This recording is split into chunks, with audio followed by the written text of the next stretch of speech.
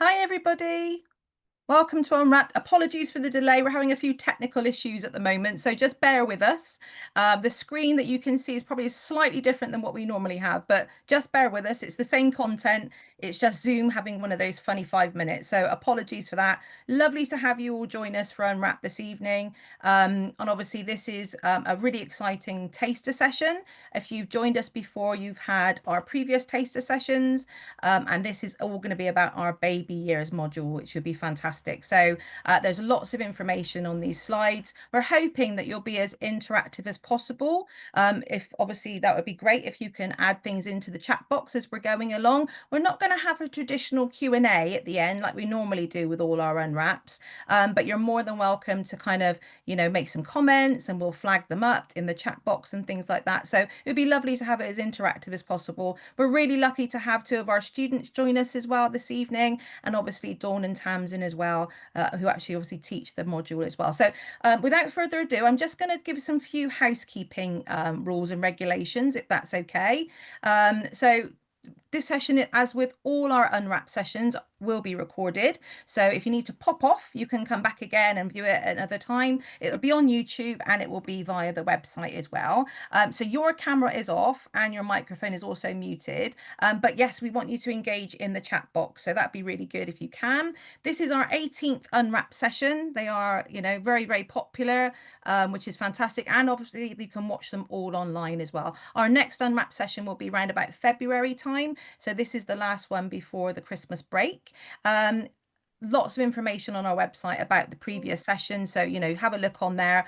And what I'll do is I'll hand you over to the team now, and then I'll come back at the end. But also, as and when we go through the presentation, I might pop up if we've got some information in the chat box and just to share comments with everybody, if that's okay. So without further ado, I will pass you over to Dawn and Tamsin. Apologies again for the delay in the start, but obviously these things are sent to try us, and hopefully you'll have a really good session. So thank you so much, and over to the team. Good evening, everyone. It's really, really lovely to be with you tonight. I'll just quickly introduce myself. I'm one of the early years lecturers here at Norland. And a fun fact for you all, I've actually been at Norland for 1 year today. So it's my 1 year work anniversary today, which is very exciting for me. So lovely to be with you this evening. I've got lots of experience of working with students over 20 years, and my background prior to that is that I'm a trained early years and primary school teacher, and I've also spent some time working in a day nursery, which I absolutely loved, and I've done lots of things, and one of the other things that I'm really proud of is in the photo you'll see this is my son. So I'm a mum and I'm a lecturer, and it's lovely to be with you tonight. And I'll introduce you now to Tamsin. Hello, I'm Tamsin Grimmer. I also obviously work as a lecturer at Norland College. I'm one of the principal lecturers here, and I'm also a qualified primary and early years teacher, and I've had various hats and roles over the years, working as an early years advisor, an area Senko, a childminder.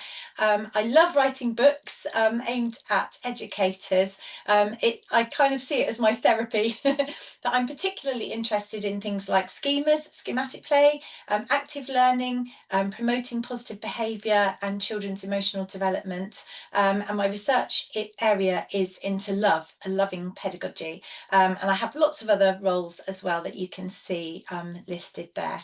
Thanks, Dawn. Hi, I'm Heather and I'm a third year student. My family live in Northampton, however, I spent most of my childhood overseas. Prior to Norland, I went to Milton Keynes College and I studied the T level in early childhood education and childcare with the early years specialism. And I came to Norland because I find child development fascinating and I wanted to learn more about the unique bonds that are formed in a home-based childcare as opposed to a sort of setting-based school or nursery. And in my free time, I crochet, do aerial fitness, and I volunteer with Girl Guiding.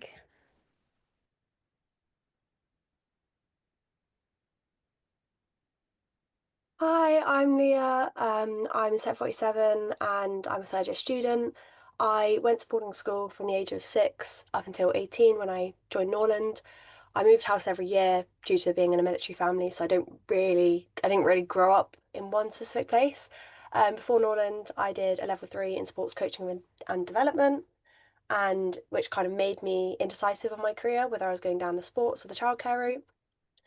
My mum's actually a surrogate to 5 boys, which sparked my interest into how that might affect different developments and their attachments compared to myself with just my mum and my dad.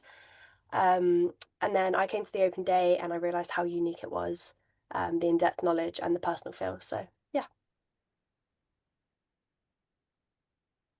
Okay, thank you everyone. So you've met 2 of our lecturing team and 2 of our lovely students who you'll be hearing from through the rest of the evening.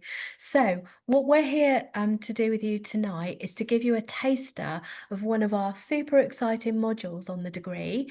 And presently this is a second year degree module and it's called the baby years. So this slide gives a kind of summary of what this module is all about. It's a super exciting part of a child's life, and we've had great fun with this module. We delivered it for the first time last year, and so this is our second year of delivering it. We're thinking about theory and practice and how to support parents with all sorts of things such as sleeping and weaning, and so on and so forth. And the whole point of the module, we think it's really unique for a degree to have this kind of module, is to enhance students' practical skills and theoretical knowledge of working with the youngest of our lovely population. And this here is an example timetable for our module session. So presently, the module's delivered over 8 weeks, and the sessions are approximately 2 to 3 hours long. And you can see there a really nice sequence of module delivery. So from the first week, we're kind of giving a nice gentle introduction to the module, and we're talking about pregnancy. Into the second week, we're looking at birth, so birth choices for parents, birth experiences and things like that, and the really sort of critical period of the first 3 months of life. Week 3, we feature on the physical development of young babies, and then we move on to week 4, and we're looking at feeding and weaning and choices that parents might make when weaning and feeding their babies. Week 5, we're focusing on language and communication, which is our sort of highlight topic for tonight. Week 6, we're looking at sleep and something called sleep training. And then we move on to think about parenting approaches and routines. And then we end up looking at something called newborn observation and a concept called attunement that we'll start to talk to you about tonight. We thought we'd focus on a topic to tonight, so our main focus is going to be on the language and communication of babies. So, sorry. One of the things we talk about then is about prenatal bonding, and we've put a couple of quotes on the slide here about that. So during this usually safe and protected time, their world is the womb and the mother who surrounds it. So just thinking about the baby in the child's in the mother's womb, and how actually the mother is their whole world. But we know, and as it says there, that mothers have been talking and singing to their babies for millennia. So actually, this isn't anything new. So prenatal bonding is something that has been happening for years and years.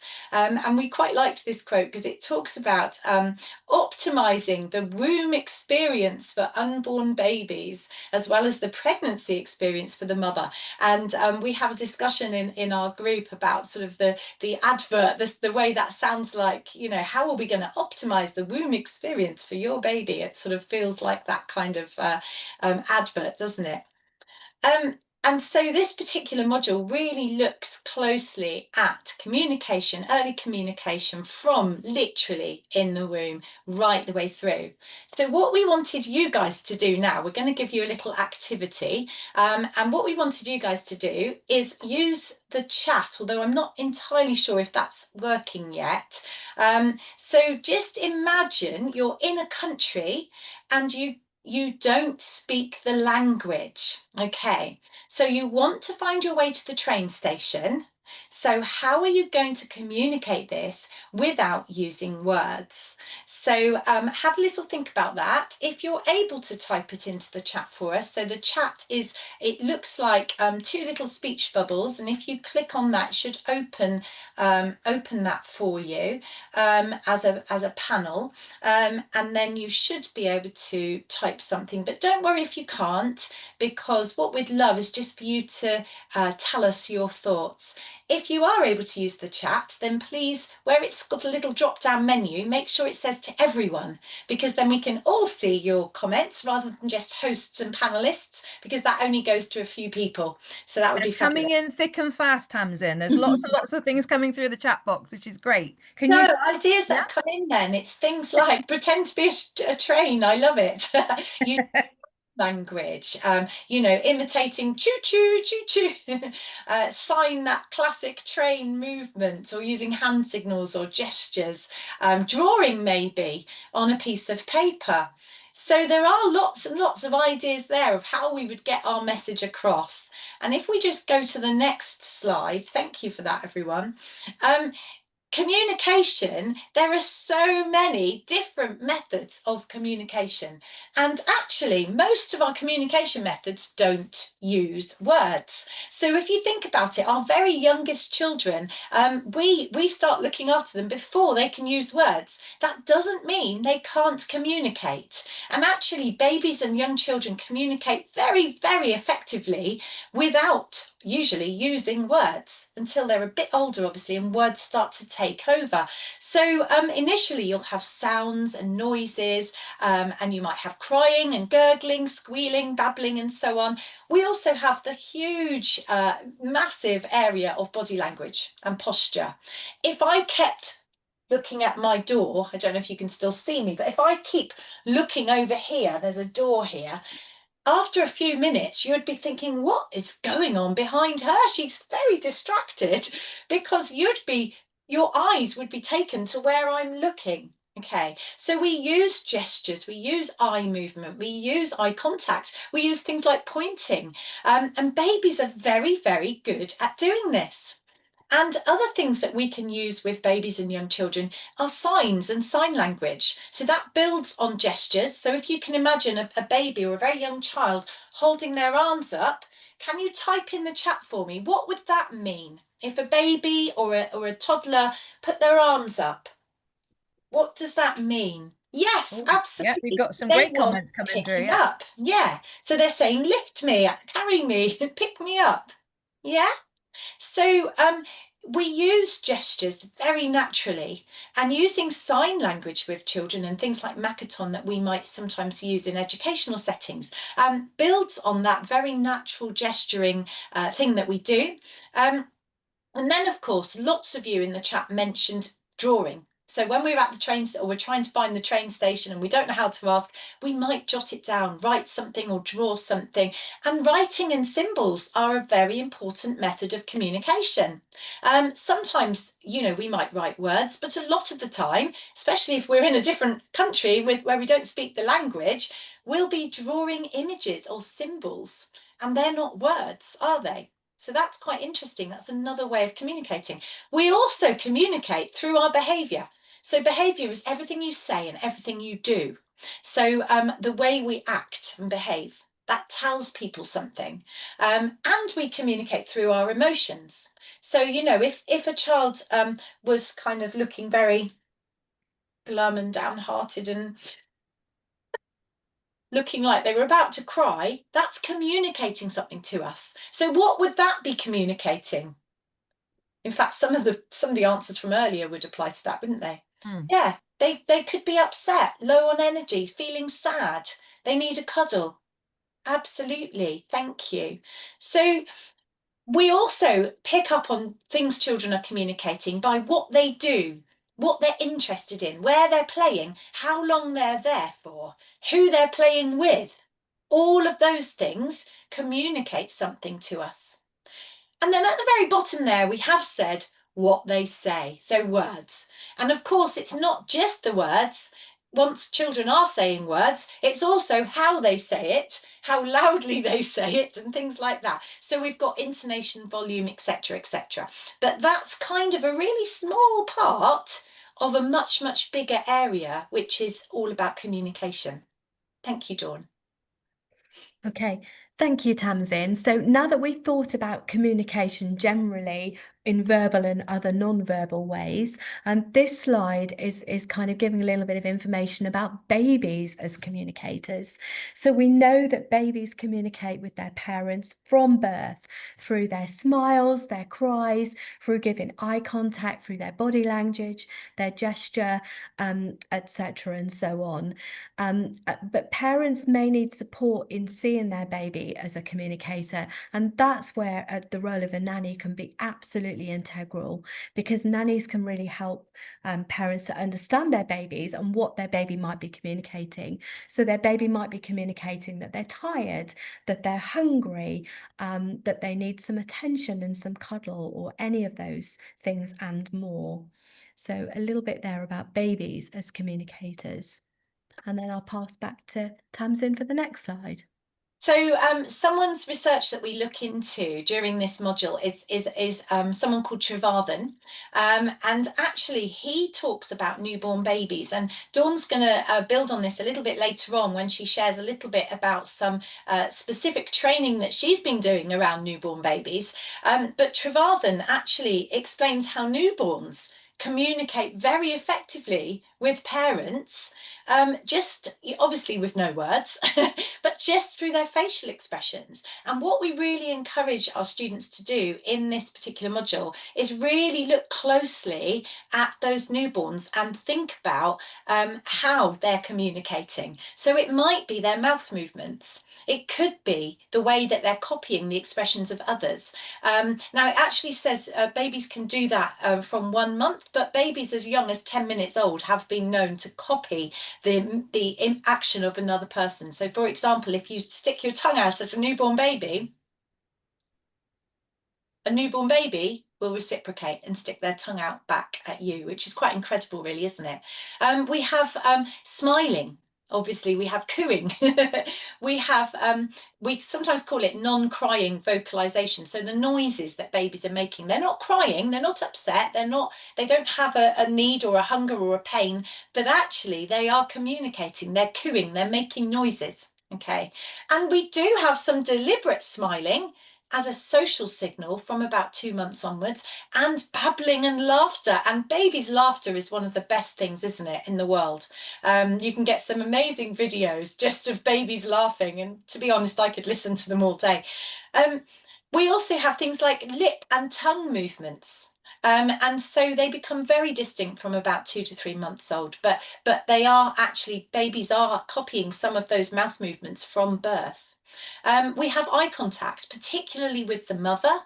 And obviously we know that a baby's vision, that the distance between how far they can focus, if you like, increases over time. So initially it's a very small distance. If you imagine where a baby's being held in the crook of someone's arm, it would be from the face to the baby. And then of course that lengthens over time. And so there's improved visual focus and eye movements over time there. And they're, mimicking those facial expressions and so on, and having that reciprocal exchange. We often talk about serve and return and stop and start activities. But we have put a quote here which actually reminds us of the importance of our role as a nanny or as the adult. And it says, when adults are unresponsive, avoiding or aggressive, 2-month-olds show tension or distress by facial expressions of fear, yawning, grimacing or frowning, as well as by gaze avoidance, so they actively look away, crying, by startle movements and threshing or struggling. So even very, very young babies can actually communicate their displeasure or something that they don't like, or will pick up on an adult not being responsive to them. So again, we're back to that idea Dawn talked about of attunement and the importance of that. Thank you, Tamsin. So what we have for us now to look at together is a little video which demonstrates babies crying. So we've talked about communication, and crying is a key cue, a key means in which a baby might communicate some sort of message or meaning to us. So what we're going to do now is we're going to play some of the video, and we're going to ask you to play a little guessing game about what the babies are trying to tell to us. Tamsin, do we want the students to put some notes in the chat? That would be super if you want to put something in the chat. So Dawn's going to press play, and then it will show you a baby. There's a tiny bit of talking, but it will show you a baby, and then you've got to guess what they're communicating, what their cry means, and then it will tell us the answer. Okay, So so I'll pause at appropriate moments. Let's learn about newborn cues, understanding what your baby is trying to say to you. As an expectant parent or a new parent, not only do you wonder how you will meet all of your baby's needs, you may wonder how you'll even know what those needs are. In this video, we'll discuss all the different ways your baby will communicate with you and give you clues about what they need. Newborns have certain reflexive behaviors that create a universal language. We're going to look at YouTube videos showing babies from around the world communicating with their parents. Watch this baby in the quiet, alert state. What do you notice?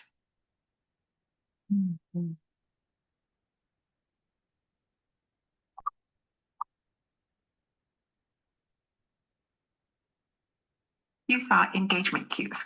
The baby's body is relaxed and their eyes are bright, wide open, and looking around at the world.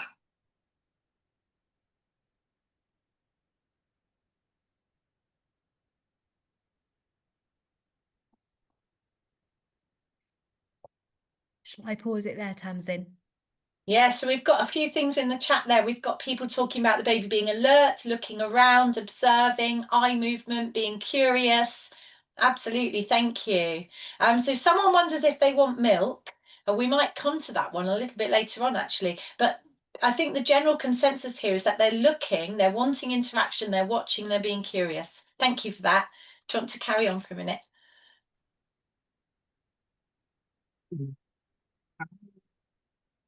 Goodbye.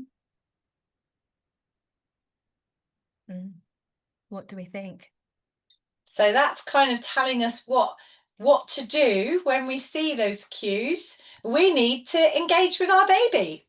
So I think Georgie very helpfully said in the chat there, looking for you and wanting you to interact. I think that's exactly wanting our attention. Yeah, wanting that interaction. Thank you. Shall we try the next one then, Dawn? Do you want to press play and we'll look? What should you do when you see these engagement cues? Talk to your baby and play with your baby. In these next few videos, watch the little ones have a conversation with their parents. As the parent talks, the baby will look down at their parent's mouth, then look back up at their eyes. Habis nunjuk kok bengong sih? Hah? Kenyang ya? Udah kenyang. Tuh. 哦，这样子啊，这样子啊。Happy to be told. When your baby starts getting more active and wiggling around a lot, start watching them for cues about what they need. Shall I pause it there, Tamsin, or would you like me to keep going? If you want to move it, move the little arrow, the little red bit, if you're able to, a tiny bit further onto the next little section, just a tiny bit further again, Dawn. And then we're going to do, that's it, just there. Oh, sorry. Let's learn more. Okay. The first hunger cue is rooting. That's where the baby wants to latch onto something and suck. In this next video, notice how the baby tries to grab the finger and suck it into their mouth.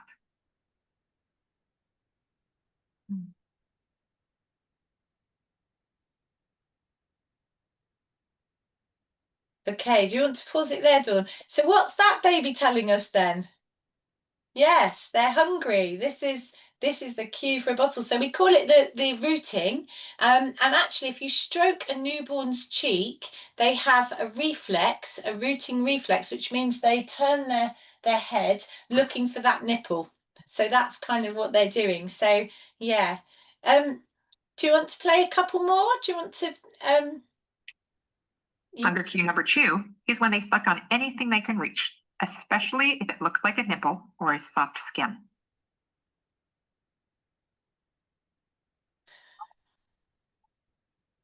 What are you doing, Clay?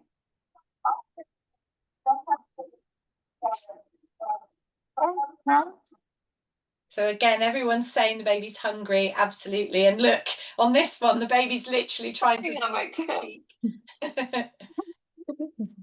We have another funny one in a minute, I think.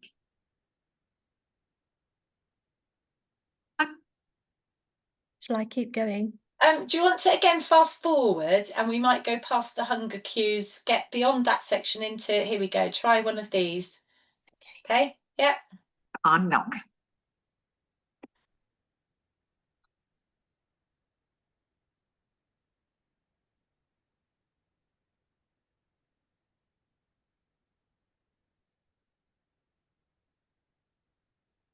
Yeah, satisfied but me please. Yeah. Milk, drunk and sleepy, tired, full and content. Thank you, everybody. Absolutely. Milk, drunk, full. Yeah. So this video was you know, it was a bit of fun in our session to try and kind of guess the cues. So we'd watch a little bit of it, and then we'd guess what the baby was telling us through their behavior, and then we'd you know, name it, I suppose, name what was going on. So do you want to do one more, or do you want to move on, Dawn? I don't know, should we move on? I don't mind. They're fun, aren't they? It's a great video. Yeah. So something else that we talk about in our sessions around communication is about supporting early communication. So we talk about attunement, and Dawn mentioned that earlier on. And when we say attunement, we mean being aligned or attuned to the baby. So you're using the child's signals and the cues that they're giving you to engage in meaningful talk with that child. So you're actually picking up on what they're kind of giving back to you, if you like, and being attuned, trying to kind of tune into them. Okay, so I hope that kind of makes sense.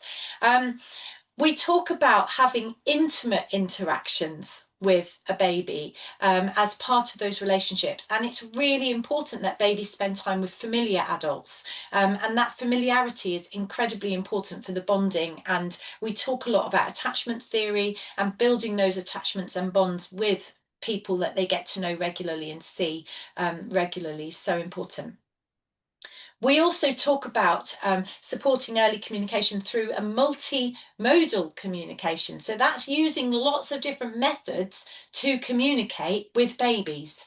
So we might use movement, we might use touch, we might use gestures, facial expressions, signs and symbols to aid communication and to help the child to understand what it is we're trying to say to them. So we'll talk about this in a moment as we get down to the strategies at the bottom. But if you imagine someone interacting with a baby, they tend to become very animated, have lots of big facial expressions, and use that sing-song voice that we'll talk about in a moment. When we're supporting early communication, we're also role modeling the rules of language. We're showing children what, you know, the correct ways, if you like, to use language, using accurate language with young children as well, and creating around the child a communication rich environment. So we're going to be talking a lot. There was a big sort of program a few years ago called Talk to Your Baby, and it was really encouraging all of that interaction between parents and children and sharing the importance of that. And if you don't mind, I'm just going to very quickly tell you a story about that, because when I had my first child, I went to you know, took the pram out with a friend, and they had their first child as well, and we went to I think it was a National Trust property or something, but we went for a walk together. And I was chat to my daughter Pippa all the way round, pushing the pram, chat. And my friend said to me, bearing in mind we both had newborn babies, my friend said, oh, you talk to Pippa a lot, don't you? And I said, oh, yes, I don't stop talking to Pippa. And she said, maybe I should start talking to Sam. And I kind of had to take a deep breath and kind of gently say, I think that would be a very good idea. Yes, I think you should start talking to Sam. Now, he was a few months old, or at least 2 months old, I think, and she wasn't really aware that she should be talking to him. Because actually, when we started talking about it in a bit more detail then, and she said, well, he can't really do much yet, can he? It's not as if he can answer me back. And I said, what I want you to do is watch Sam really closely. So when you talk to him, I want you to see what happens. And anyway, we started meeting up, weekly.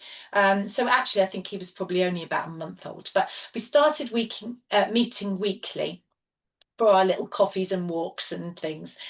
And she said, oh, Tamsin, it's amazing. You won't believe it. And I thought, I bet I will believe it. But anyway, she said, when I was talking to Sam, he kicked his little legs. I thought, yeah, he's communicating back to you. He's loving it. He's thinking, oh, great, you are interesting after all, Mum. So what we have to do, of course, is role model language, use language, have a communication-rich environment around our children and babies. We have to use clear speech and simple phrases with children, with lots of repetition. That helps the baby to actually decode and work out what the meaning is. And other ways that we can do that is by using expressive language, rhyme and rhythm and songs and stories. So lots and lots of books, picture books that we might use with very young children have repetitive refrains or repeated phrases, or they're written in rhyme. And that's because it's just the perfect way of teaching young children language. They pick up on that rhythm and that pattern before they necessarily understand all of the words. Other things we can do, and we've got a lovely video of this later on, is actually mirror babies talk. And we've got a video of 2 little twins later that we'll see at the very end. But we can engage in what are described as proto-conversations. So that's using Trevathan's term. So he talks about proto-conversations, which are basically conversations without being totally, without making sense yet, if that makes sense. So, when you talk to a baby or a young child and you kind of say, oh, shall we go to the park together? And the baby might go, meow, meow, meow. Oh, yes, you do want to come. Come on then, over we go. What's over there? And they're not really using words back to you, but you're taking it in turns to have a conversation, even though it's really quite one-sided at the moment. But we call that a proto-conversation. Okay. Other things we're doing, we're linking words to objects and activities that we're doing with the children, and we're using some of these strategies. So I'm just going to explain very briefly what these strategies are. So we use something called parentese, and the technical term for that is child-directed speech. That's the intonation when you're doing the uppy-downy sing-song voice. So you might say, oh, look at you. Look at your lovely face. And you're using that really uppy downy voice. Do you know what I mean? Actually, there's a lot of research that says how beneficial that is for young children. We also use strategies like recasting. That's when you rephrase something for a child. So for example, if a toddler said to us, "Mummy gone," you might say, "Oh yes, Mummy's gone to the shop." Or they might say, "I goed," like I goed somewhere. I come from Wiltshire, so that they say things like "I goed" a lot here. And you might then repeat it back to them in the linguistically correct way. So you might say, "I went to the shop." You went to the shop. So you're kind of repeating it back, recasting it, rephrasing it for the child in a correct form. And expanding it. So if they did say mummy gone, you might say, yes, mummy's gone to work now. And that's expanding and adding to what they've said to expand their vocabulary. And labeling things. Sometimes, children will be pointing at things, or, they might go, da, da. Yeah, things like that. And actually, they might be saying, what's that? Or they might be saying, that looks interesting. And what we can do is talk about the things that they're looking at and pointing at and label them. Maximising those opportunities to develop children's language whenever we possibly can, and also really valuing when children attempt to communicate back with us and notice. So sometimes that will be through words and sounds and things, and sometimes it will be non-verbal. Thank you, Tamsin. That was absolutely fantastic. And that story about your little friend Sam was just wonderful. So thank you for sharing that. This slide here just sort of summarizes the part of the session where we've been focusing on babies. And just to see my kind of highlighted A there, babies are absolutely amazing. So when you're with us on our Norland degree and diploma, if you choose to come to us and you're successful in getting a place, hopefully you'll get to spend some time with newborns, with young babies, and you'll get to really experience the amazing things that they're sort of able to do. And I've got some really important key messages here. And all of this has come from someone called the Brazelton Centre. And Tamsin mentioned that I've just been on some very wonderful training at the Brazelton Centre, as have some other lecturer colleagues here at Norland. And we kind of did lots of observations of babies, and it was just a great experience to be with lots of fellow colleagues. But the training summarised the fact that babies have lots of different needs. They could be physical, emotional, social and cognitive, and thinking that anything a baby does is random or chaotic. Everything has a meaning. So when they're crying or moving around and making noises and gestures, that they're meaning something to us, whether that be that they're hungry or they're tired or need some attention and things like that. And the more that you get to spend time with a baby or babies, you'll be able to meet their needs because you'll really know them and what their needs are. And every baby is unique. And I love this quote that I've highlighted for you from Dr. Brazelton. And he says, a baby's behaviour is their language, and you can absolutely trust that language. So I think that's a really nice way to sort of round off our little taster session into babies and communication. Can I just make a comment? We've had a lovely comment of someone who's in Australia watching this this morning, actually. Wow. So thank you, Emma, for joining us. I just wanted to kind of flag that up because I think that's the furthest one we've had this evening.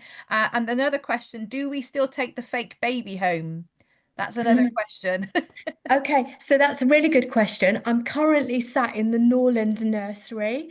It's all dark around me, but just to my left are some virtual babies. So we have virtual babies. We have 2 boys and 2 girl babies, and first year students get the opportunity to take a baby home for a night, maybe 2 nights, and then I don't know if Leah or Heather in a moment, if they've taken the baby home, whether they want to sort of share a little bit about that as well. That might be helpful. When they're on screen, I'll go and fetch one of the babies and I'll bring it over so you can see. So yes, first year students get that opportunity. And then should you wish to repeat that experience, we can consider your request to do that. What a great question. Thank you, Kate. So something I just wanted to talk to you about before we pass over to our wonderful students, the example assessment for this module. So what we did last year is students actually got the opportunity to present a parenting podcast in small groups, and they had to prepare the presentation together, record it as an audio, and then tutors at Norland marked their work. And Tamsin and I had great fun, didn't we, Tamsin, marking this assessment. So the podcast was aimed at parents and carers to support their work with their babies, and they had to choose a topic. So they might have framed their podcast on perhaps pregnancy and birth, or maybe the first 3 months, or perhaps sleep or weaning, those kind of lovely topics that we cover in the module. And the point of the assessment was to, produce something that would be really parent friendly and something that would support parents as nannies working with them. So we had great fun marking the podcasts. So I just wanted to give a flavour really about the module in terms of, as I said earlier, a sample schedule, a sample assessment, and Tamsin and I have just sort of delivered some of the content that we might share with you. So the next part of the evening is to hand over to our wonderful students. We're delighted to have Leah and Heather with us, and they are in set, correct me if I'm wrong, 147. Am I right? So they are our 147th cohort of students here at Norland. Leah and Heather are presently third years, so they completed the baby years module last year. So I'm going to pass over to Leah first, who's going to reflect on her experiences from the module. Thank you, Leah. That's all right, thank you. So we were taught so much, covering almost everything from pregnancy to 1 year. And as I think I saw in the comments about different assessments, we had a podcast, as Dawn has just said. And originally, I actually thought it was the most daunting assessment you could possibly get, because I thought, how are you meant to kind of integrate theory into a podcast? But it ended up being so enjoyable that myself and my housemates were actually making our own jingles and our songs around the house. In our podcast that me and my housemate did, we discussed practitioners' support throughout pregnancy, stimulating the baby in the womb and the first 3 months, and development milestones and a baby's sleeping and feeding patterns. I found it really interesting that actually pregnancy and birth was covered.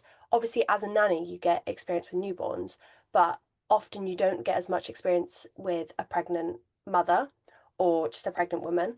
So actually discussing the trimesters that you go through was actually really interesting, because it gave you a bit more kind of knowledge of actually the process into it. And as Tamsin said earlier, it is interesting to actually see the amount of communication that newborns have when actually you think they don't really do anything. So yeah, on to Heather. Thank you, Leah. I'll pass you on to Heather. So, talking about the virtual babies, this is a photo of when I took Monty home for the night a couple of years ago. It was a brilliant experience, and so much so that I want to do it again. And I have actually just requested to do it in a couple of weeks' time, because I might as well take the opportunity. And it was a brilliant opportunity to be able to understand sort of what mothers might go through in a sort of almost 24-hour period of time.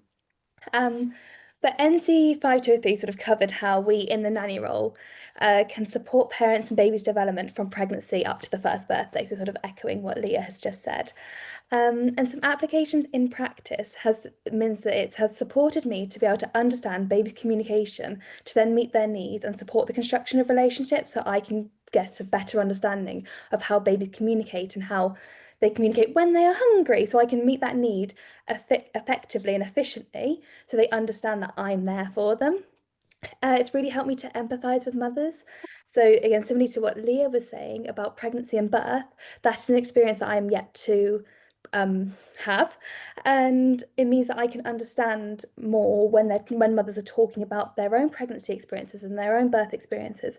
I understand what they're going through and can talk to them, and if they are expecting a new baby, how we have sources of how to advise them on feeding and what's best for them during this time.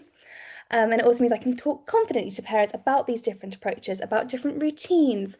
So in my London residential placement, the mum was asking for lots of advice on sleep routines for the baby. And having these lectures enabled me to go back on our work and look up some sources and find particular theorists. I could go, look, this is what this person said, and we could compare them and create a routine that worked really well for their family. Some of my highlights of NC 5203 is that it was broken up into themes, as Dawn mentioned earlier. So we had many opportunities to focus on a specific area of development. So if you had questions, particularly on feeding and weaning, you could come to the lecture prepared to ask all these questions, and you'd have all the sources there and really focus on a particular area one at a time. There were lots of value-added curriculum sessions throughout the year that linked to this module. So we went to the baby show, and that was this time last year, sort of October time. And we also had the Brazelton Newborn Observations. They came in and did a lecture with us about it. So really straight from sort of the expertise and their training, a little extract of it. And it just meant that the learning was really embedded throughout the year, particularly, so not just in our placements where we see babies and we can almost directly apply it, but also in these extra VAC sessions. And it also integrated really well with our diploma. So in our diploma, we do basic, intermediate and advanced care skills in first, second and third year. And these lectures went alongside our intermediate care skills sessions. So we sort of learn about the theory of comparing different feeding routines. And then we'd look in our practical sessions about how that creates really positive mealtime associations. Similarly with sleep routines, learning different sleep routines, and then going into a practical lecture and discussing how it creates good safe sleep and safe sleep hygiene, things like that.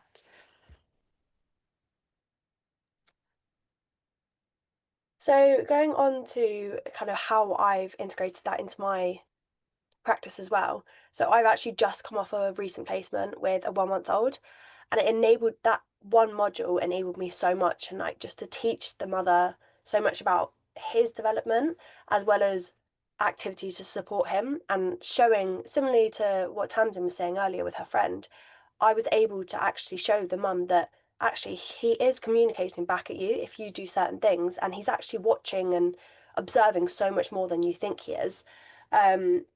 One another thing about the module was I now link it to every job placement and assessment. So our assessments that we're doing now, I now look back and I think, oh, actually, we also learnt that in a little bit more detail that I can go into it now. I also had a week on placement in the NICU just after this module, which was amazing, and it was really helpful to have just done this module as well. But I was asked so many questions from their birth, from their pregnancy, the newborn, what they might do for activities when they come out of the NICU, and I was able to actually answer all of these questions and actually dive deep into them just because of this one module that I'd learned so much from. As Tamsin said earlier, her friend thought that newborns kind of eat, sleep, cry, repeat. And before Norland, I probably would have said the same. And actually, I look at newborns and think, well, do they do anything? But now I look at newborns and I think they are so amazing. And despite they can't communicate with you via words, the communication that you learn that they do is just like incredible. Similar to what Heather said, is also it was actually great to learn about bathing a baby. Linking it back to one of our modules on care skills, where we were kind of learning about topping and tailing and how to do that, we went into so much more detail with theorists and how that helps a child, that I was able to link it back, which has just been amazing for like my just general development, sorry. And also just an overall greater understanding of babies up to 1. Yeah. Thank you so much, Leah, and thank you so much, Heather. We are delighted to have you here, and to give you our time, for you to give us your time this evening and to reflect on the baby module and what it's done for your own kind of thinking and practice. So thank you so much. So we thought we'd now end with a little tiny cute video, and let's let the babies have the final say. So I'm going to say no more and pass you over to 2 cute little babies.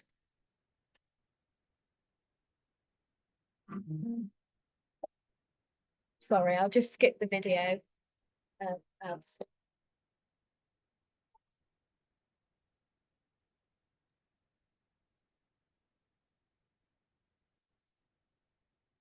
Oh, we can't hear it.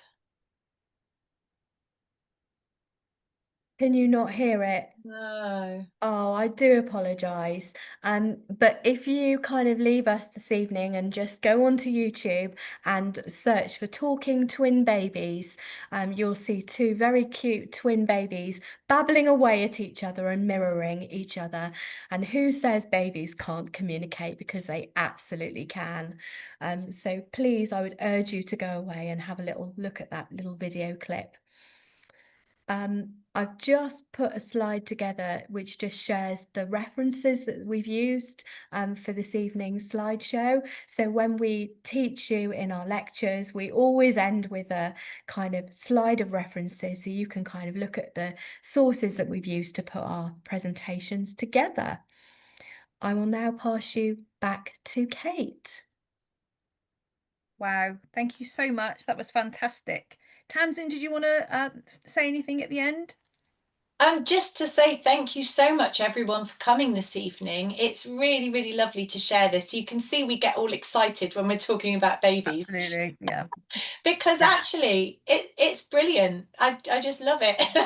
And thank you so much again to Leah and Heather, because it's so lovely to hear your insights about it as well. So I did put a link to that video in the chat if anyone is interested in looking. It's worth it. It's very cute.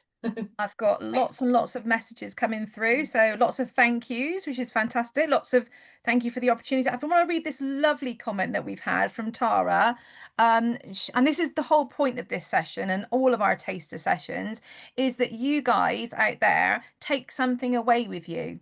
You know, you've picked up some bit of information that you can maybe apply it to your everyday life, or whether you are a babysitter or you do some anything really that kind of enhances your experience, but also teaches you something as well, which is really, really positive. And this is a lovely comment that we got from Tara. And she says she's got a 6-week-old nephew, so gaining as much newborn experience as possible before hopefully joining Norland in the near future. The way he enjoys communicating with everyone is so funny. So definitely we'll be taking this information when he comes over tomorrow. Isn't that lovely? That's really, really lovely. Thank you so That's much, Laura, for super. Thank contributing you. this evening. I get an early night. Thank you. Definitely. So really just to kind of sum up really where we are. So as always, if you are interested in finding out a bit more about Norland and want to find out, you know, whether it's something you might be interested in, I hope it has sparked a lot of interest. And I, you know, listening to the students, both Leah and Heather, it sounds like it's a fantastic module. I wish I would have done that. And it just sounds so interesting. So if you want to find out more, the next event that I really think you should come along to is actually our virtual open event. Now, this is on a Wednesday evening. We've changed it from a weekend to a Wednesday evening. And it's a great opportunity to kind of go into a bit more depth about Norland and what you're going to be studying, and obviously covering all the different modules. But also there will be a Q&A at the end as well. So we usually have Q&As in the Unwrapped session, but obviously due to the content this evening, it's just easier to kind of push you towards the virtual event. So that's a really lovely opportunity. You'll get to hear from different staff members, different students as well, and obviously you can ask questions. And if that's again sparked your interest, then I would highly recommend coming along to our next open day, which is going to be on campus, and that's in May. It's the same day as the Eurovision Song Contest final, so I just thought I'd drop that into the conversation. But it's a fantastic opportunity to come along and meet the staff, meet the students, really kind of ask questions. You get tea and cake and also lots of lovely things in the food and nutrition block. And it's a really way of finding out whether Norland is for you. We are so different, but you'll find out much, much more about the degree. You actually might even get to see the virtual babies. And, you know, it's a wonderful time to spend with us and find out whether it's for you. You know, that's really important. So if you are interested in a bit more information, I do recommend signing up to our mailing list. We've got I just want to go back some lovely, lovely feedback. Thank you so much for the taster session. It's been really interesting and I feel as if I've learned a lot. You guys, that was brilliant. So I think that's kind of answered our question and the reasons why we do our taster sessions as well. Thank you so much. The session's been very wonderful and to engage with. Have a great evening, and so do you as well. I've actually got a question about you know, is there anything that people, if they are interested in coming to Norland, that they can maybe do some preparation beforehand? Is there something maybe the students know of anything that they did beforehand, or whether Dawn and Tamsin would recommend anything that they can prep for before coming to Norland, if that's something that they want to do? I would say spend time with children. That I know that sounds might help, silly. yes. Yeah, but the more experience they can have of different ages of children, I think that is really helpful. But I don't know if Dawn and Leah and Heather want to say anything else. I think that's great, Tamsin. I think babysitting, some people might kind of help out in things like cub packs, brownies and rainbows, or Sunday schools, you know, any volunteering kind of experiences, or even paid work. So anything at all. And I would also say maybe if you want to find out more about Norland, our website is great. So big up to the marketing team there, because there's tons of fantastic information on the website about the degree and the diploma and the modules that you'd be coming on to study. Those would be my top tips. Yes, Leah, you mentioned something about Instagram. Definitely. Yeah, if you want to bring that up. Yeah, so I just thought if anyone did have any questions that you didn't want to ask on the chat now, or you they kind of popped into your head afterwards, I think myself and potentially Heather are happy to put our nanny Instagram accounts in the chat so that you can just message us on there if you wanted to ask us any questions after the. Brilliant. Thanks, guys. Right, so that's it for tonight. So, like I said, sign up to the mailing list. Have a look at all our previous events. You can see the other taster sessions. Our next Unwrap session will be in February, and that's going to be focused all on placements.